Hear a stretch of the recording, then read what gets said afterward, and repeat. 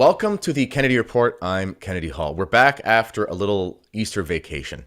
So happy Easter to everybody out there. It's been wonderful, all the support we've got. Thank you again to all of our donors. It's been incredible. Thank you to the people that are signing up for Patreon. I know some people are asking for a locals account, and I'm going to look into that as well. I didn't know about it. There's so much to learn about all of this stuff. Okay, so today we're going to talk about something controversial. When you find snake venom at the bottom of the rabbit hole. Now, before I continue, it's worth it for me to say that for reasons of censorship, but also for reasons of viewership, I'm not talking about any particular theory about a particular virus. I'm not talking about the efficacy of any medication that might have to do with a particular virus. You all know what I'm talking about. I'm not talking about the specifics of medical decisions or the origins of various illnesses. I just want to put it out there. But recently, there has been a theory or a hypothesis circulating around that's got, at this point, millions and millions of views on various platforms about the origins of a particular illness, something we've been dealing with for a couple years. And it has to do with snake venom. Now, again, I'm not talking about whether or not any information that people have in their minds is true or false. That's not what I'm saying. Instead, I wanted to talk about the psychological and spiritual pitfalls that befall us even when we're looking for truth. So before I continue, please like and subscribe to this channel. Okay, hit the like button, hit the subscribe button, and thanks for all your support. There's a movie that came out years ago called The Zodiac Killer.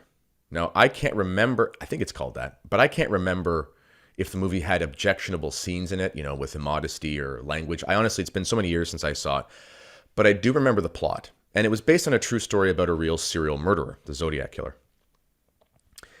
And basically what happens in this movie is this young man who's played by, I think, Jake Gyllenhaal, one of those famous actors, his interest is piqued about a serial killer. This is something obviously going on. It's on everybody's mind at the time that it's happening. And he thinks he knows the truth, or he thinks he's on to something about who's the actual serial killer. Now, he's not a police officer. He's not a detective. He's just some guy. He's on a date with a young lady this night where essentially his interest is really piqued about this, and she finds it so exciting. So what happens is he basically goes on this quest to find the truth about the Zodiac Killer. Fast forward in the movie, lots of different things happen.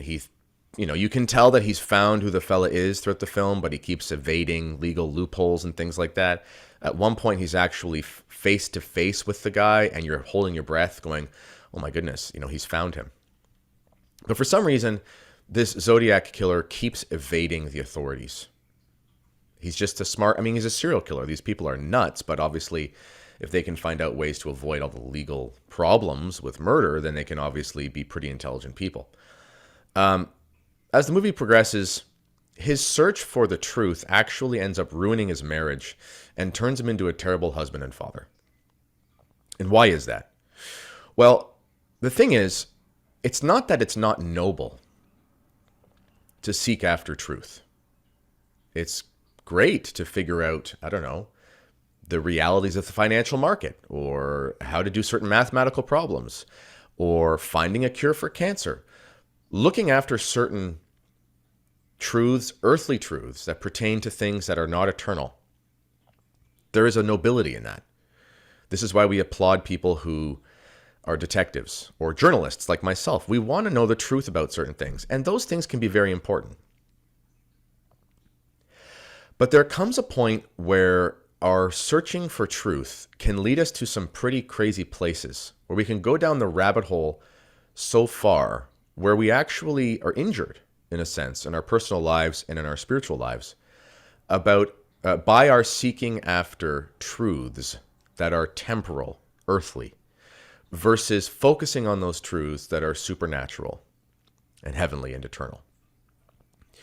Now, this isn't just my opinion. I use this analogy of the Zodiac Killer, and maybe to flesh that out a little bit more.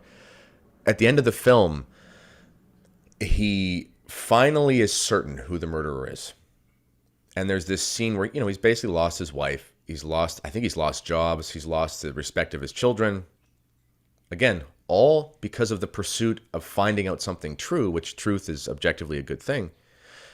But he loses everything, and in the end, he walks into a hardware store where this murderer is free and working, and he kind of looks at him. And they have this little exchange, just nonverbal communication. And the murderer kind of looks at him almost guiltily, like, yeah, you know it's me. And Jake Gyllenhaal, the main character, he just kind of has this little smirk of satisfaction, like, yeah, I found out who it was. I win. But he leaves the store, and it's actually a completely tragic ending. Because it's kind of like, really? You spent your whole life trying to find the truth, which was noble, but you lost everything. The guy's still not going to go to jail. There's no way to get him there. And you just kind of know this. And now it's over. So what's next? A lot of injustice has been done to us over the last 2 years. This is clear. For medical reasons, for governmental reasons, lots of different reasons. And it is, I know it's temptation for me to want to know the truth about absolutely all of it. But you see, the devil will use truth, temporal truths. In fact, he can even quote scripture, so he can use eternal truths to confuse us. But he will use truth to damn our souls if that's what he wants to do, or if that's what he's trying to do, and if we allow him. And God wanted us to be weary of this so strongly that he put it in the first few pages of Scripture. So if you think about that interaction between Adam and Eve and the devil, what does the devil tempt Eve with? He tempts her with a fruit from the tree of the knowledge of good and evil. Now, there are multiple ways that can be interpreted that are permitted by the church. One of them, which I've held to and I think is a very strong interpretation, is that it's not as if knowledge is bad, of course. Knowing things is good. Jesus Christ said the truth will set you free, so we should at least know the truth in a capital T truth sense. But the knowledge of the knowledge of good and evil. In other languages besides English, we use this word knowledge to signify not just knowing something the way that we know a factoid. So I know that 2 + 2 is 4, or I know where so-and-so was born. But knowledge as in we have intimate relational knowledge. So, I know what it's like to be X, Y, and Z because I've done that. I know what drug addiction is like because so-and-so, if hypothetically, I used to be a drug addict. Things like that. In order to know certain things, we actually have to sin. So there's an interpretation that I think is apt where, I apologize too if you can hear some background noise. But essentially, the reason why God is saying there's certain things you don't want to know is because to know that evil, you're going to have to do that evil. That's one interpretation, and that's very sound. And we know, that Eve did have to commit evil because she had to disobey God in order to go after things she wasn't supposed to.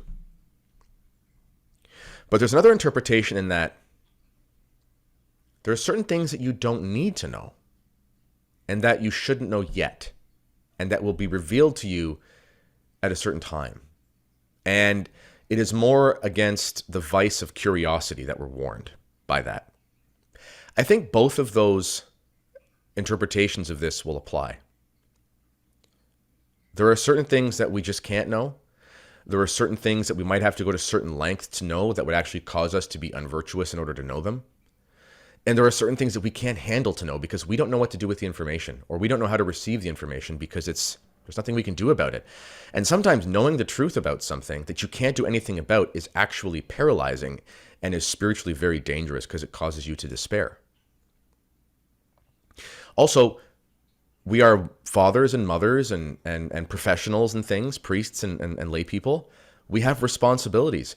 How many thousands of hours have you or I, and I'm blaming myself for this too, how many thousands of hours have we spent during the last 2 years trying to know the absolute truth about everything to do with what we've been going through? It's probably been thousands. How many thousands of hours was that spent not reading the Bible? How many thousands of hours was that spent on our phones rather than with our children? How many thousands of hours was that contemplating something that will pass away versus contemplating those things that will not pass away and will save our soul? This doesn't mean that we don't figure out things prudentially. Of course we do. And if you're in certain places in life, you might have more reason than others to do it. If you're a detective, you've got to spend more time figuring out who committed a crime than someone who is not a detective. Fine. The last thing I'll say too is, when I saw that this theory was going around about snake venom, I was immediately struck by the providential symbolism of that. Let's go back to Genesis. Who is offering Eve, or tempting Eve, and Adam because he's with her, who's tempting our first parents with a sinful transaction about knowledge? It's a snake. Snakes have venom.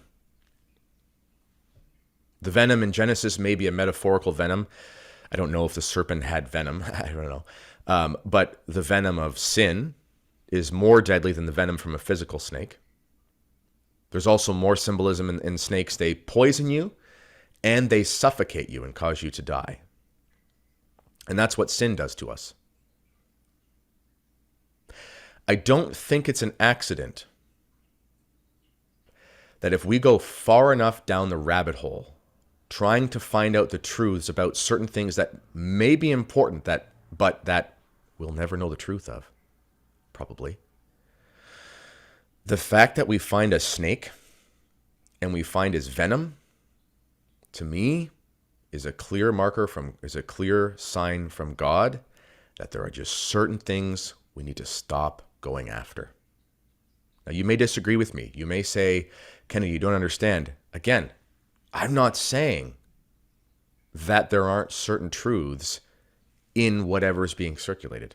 I'm not saying that it's not noble to go after certain truths in an objective sense.